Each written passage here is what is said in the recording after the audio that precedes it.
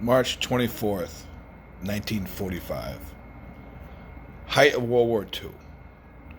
The War Department, or the Department of Defense, used to give out pamphlets to soldiers. One of them they gave out, I believe pamphlet number 64, talks about what fascism is. Fascism is government by the few or for the few. The objective is seizure and control of the economic, political, social, and cultural life of the state. The people run democratic governments, but fascist governments run the people.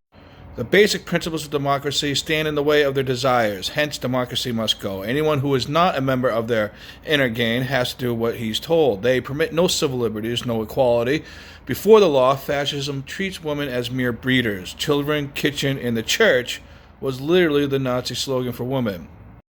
Fascists make their own rules, and they change them when they choose. They maintain themselves in power by use of force combined with propaganda based on primitive ideas of blood and race. By skillful manipulation of fear and hate, and by false promise of security, the propaganda glorifies war and insists it is smart and realistic to be pitiless and violent.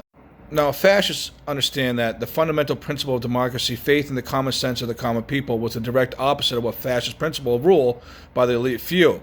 So they fought democracy. They played political, religious, social, and economic groups against each other and seized power while these groups struggled. This is where you need to start paying attention. America should not be fooled into thinking that fascists could not come to America.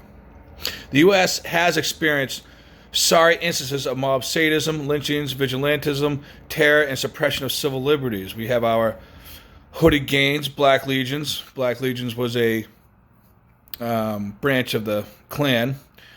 Silver shirts and racial and religious bigots. All of them, in the name of Americanism, have used undemocratic methods and doctrines which can be properly identified as fascist.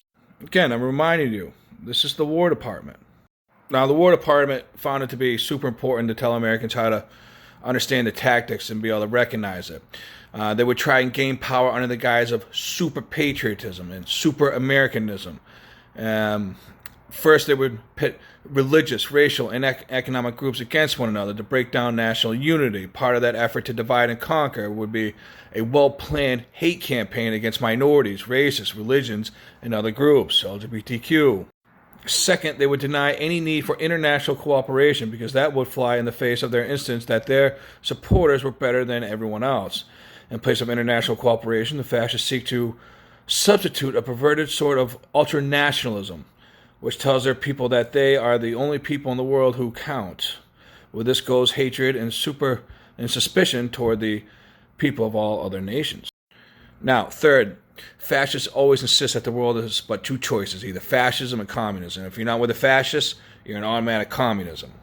How many times on this app do you hear someone getting called a communist? It is vitally important to learn to spot native fascists, the government said, even though they adopt names and slogans with popular appeal, drape themselves with the American flag, and attempt to carry out their program in the name of democracy they are trying to destroy. The only way to stop the rise of fascism in the United States is by making our democracy work and by actively cooperating to preserve world peace and security in the midst of the insecurity of the modern world. The hatred at the root of fascism fulfills a triple mission. By dividing people, it weakens democracy. By getting men to hate rather than to think, it prevents them from seeking the real cause and a democratic solution to the problem. By falsely promising prosperity, it lures people to embrace its security. But here's the last point. Fascism thrives on indifference and ignorance. But here's the bottom line. Fascism thrives on indifference and ignorance. Freedom requires being alert and on guard against the infringement not only of our own freedom, but the freedom of every American. If we permit discrimination, prejudice, or hate to rob anyone of his democratic rights, our own freedom and all democracy is threatened. And if we want to make certain that fascism does not come to America, we must make certain that it does not thrive anywhere in the world. Again, that was the U.S. government, War Department, height of World War II.